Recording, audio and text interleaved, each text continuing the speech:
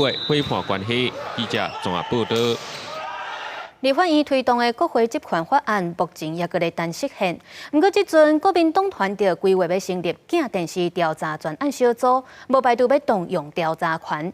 民众党团嘛要调查国发基金等等，搁要甲邀请总统去做国情报告的提案摆入去议会议程。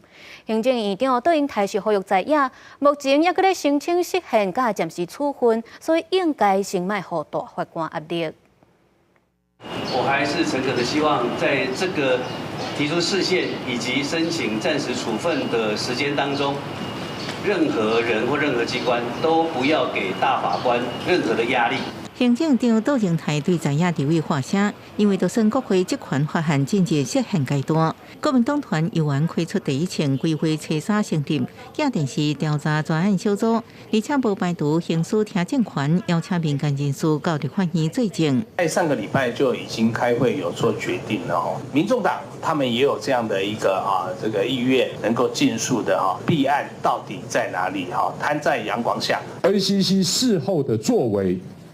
放水、护航，且赖清德总统依照立法院职权行使法的规定，到立法院来进行国情报告。民众党团也希望透过听证调查制度，锁定国发基金假电视等项。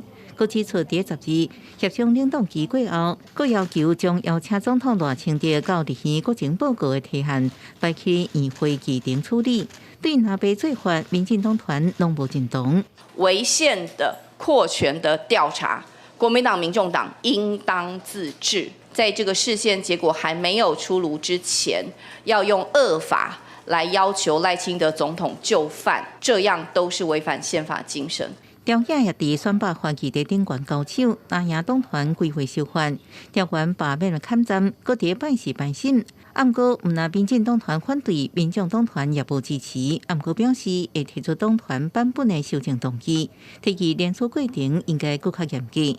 杜英台是指出，即卖法律就是选民甲平台契约，任何扩权的动作，拢会受人民的检视。记者综合报道。